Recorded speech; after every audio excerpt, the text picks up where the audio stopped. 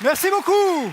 Merci beaucoup. Ça me fait extrêmement plaisir d'être là. Ça me fait vraiment très très plaisir d'être parmi vous, même si effectivement je ne suis pas exactement comme vous. Hein, je veux dire, je suis blanc et tout ça, hein, c'est normal. Mais je veux dire, comme le disait Michel, je ne suis pas exactement comme vous parce que je ne suis pas français. Je suis pas français. Je viens de la première monarchie au nord en sortant de l'autoroute A1 et j'ai... J'ai un petit peu gommé mon accent belge parce que j'avais envie de baiser. Et en fait, j'ai bien conscience qu'on n'a pas l'accent le plus sexy de la planète. Je crois qu'il n'y a aucune femme sur la Terre qui rêve de se faire aborder par un gars qui lui dit « Bonjour mademoiselle, vous avez l'air de vous ennuyer. Heureusement, pour vous distraire, il y a Walter. » Non, hein, non. C'est pas comme l'accent italien, je veux dire. Vous voyez, l'accent italien, ça fait rêver, évidemment. Dolce Vita, Mastroianni, Monica Bellucci. Monica Bellucci. Moi, j'entends ça, j'ai déjà une érection. Monica Bellucci. Alors que Monique Belluche, non. Hein. Pas terrible. C'est pas terrible, notre accent. C'est un peu comme le climat de mon pays, c'est pas génial non plus. Hein. Vous savez comment on appelle 2 jours de pluie consécutifs? Un week-end en Belgique. Ben oui, c'est ça. C'est pour ça que ça me fait marrer, moi, les gens qui vantent les vertus du nord de l'Europe alors qu'ils y vont jamais. Vous voyez ce que je veux dire? Enrico Macias, par exemple. Hein, les gens du nord ont dans les yeux le bleu qui manque à leur décor. Réflexion d'arabe. Excuse-moi. Hein.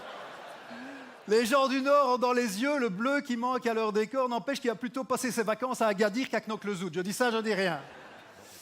Enfin, je suis fier de mon pays malgré tout. Je suis très fier de mon pays parce qu'on est un pays d'artistes. On a toujours eu des grands artistes, que ce soit Rubens, Magritte, en chanson Jacques Brel qui chante très bien. Sa fille aussi, Francisca. Ah ouais.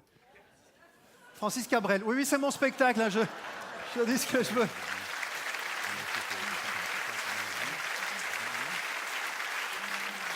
Francisca Brel. Oui, j'espère que je pourrai continuer à la faire, celle-là. Hein. C'est pas sûr, hein, c'est pas sûr. Avec le nouveau débat sur les travailleurs détachés, je ne sais pas si je pourrais continuer. Vous voyez les travailleurs détachés, les gens qui viennent d'un pays de l'Union européenne pour travailler dans un autre. Le plombier polonais. Vous voyez la polémique du plombier polonais. Celui qui vient en France pour faire tous les trucs que les Français ne veulent pas faire, comme réparer votre toiture et baiser votre femme. Eh ben moi, je suis un peu le plombier polonais de l'humour, vous voyez. Sauf que j'y connais rien en toiture. Mais je trouve ça bien. Moi, je vais vous dire, je trouve ça très bien de pouvoir se balader selon ses goûts. Hein, moi, je suis venu en France parce que j'avais envie de faire du spectacle, de boire du vin, et que j'avais toujours rêvé de visiter un pays communiste. Mais pour certains d'autres, ce sera autre chose. Hein. Pour d'autres, ce sera autre chose. Je sais pas, c'est bien de pouvoir visiter comme ça, en fonction de ses goûts. T'aimes bien le soleil, tu vas en Espagne. T'aimes bien la drogue, tu vas en Hollande. T'aimes pas les Noirs, tu vas en Pologne. T'as le choix, quoi, tu vois. T'aimes ni les Noirs ni les Polonais, tu vas en Hongrie, c'est bien. Alors, je sais bien que la Commission européenne fait parfois de la merde et que c'est pour ça qu'on l'appelle la grosse commission, mais j'ai envie de dire...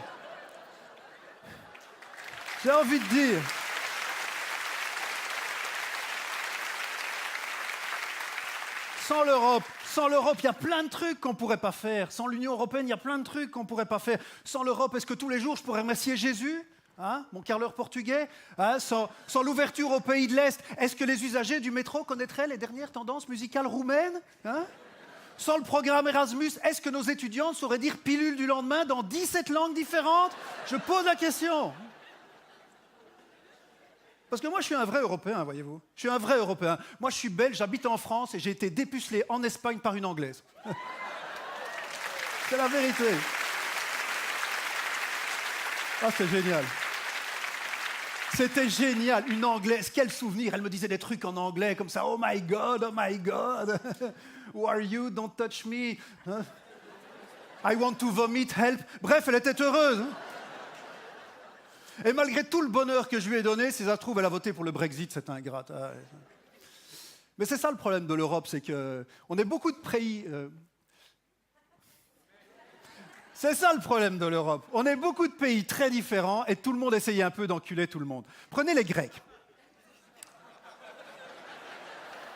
Non mais pas comme ça. Prenez l'histoire de la dette grecque. Les Allemands, ils sont amenés pour prêter de l'argent, et les Grecs, ils n'ont jamais vraiment trop eu l'intention de rembourser. Les Schleux, ils sont amenés, ils ont fait « Bonjour, est-ce que vous voulez de l'argent ?» Les Grecs, ils ont fait « Ah ouais, bonne idée !» Et les Allemands ont fait « Mais c'est pour un prêt, hein, il faudra rembourser !» Et les Grecs, ils ont fait « Oui !» Ce qui en grec veut dire « Non. » 5 ans plus tard, les Allemands sont ramenés, ont fait « C'est pour l'argent !» Les Grecs, ils ont fait « Hein, c'est pourquoi ?» Mais évidemment, il y avait un problème de casting dès le départ. D'un côté, t'as des mecs qui aiment bien porter des casques à pointe et la comptabilité, et de l'autre côté, t'as des gars qui aiment bien porter une jupette et pas payer la TVA. Ça pouvait pas marcher. Ça pouvait pas marcher. En fait, l'Europe, c'est comme une boîte échangiste. Oui, c'est vrai, l'Europe, c'est comme une boîte échangiste. Bon, déjà, on laisse pas rentrer les Turcs. Et puis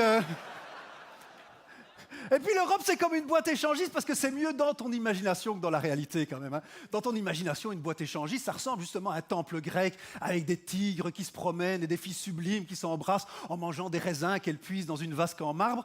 Dans la réalité, c'est pas vraiment comme ça. Hein. Dans une réalité, le club échangiste, c'est plutôt Jean-Michel avec des chaussettes dans ses slash qui bouffe de la mortadelle au buffet avec sa clinche qui trempe dans la mayonnaise. Hein.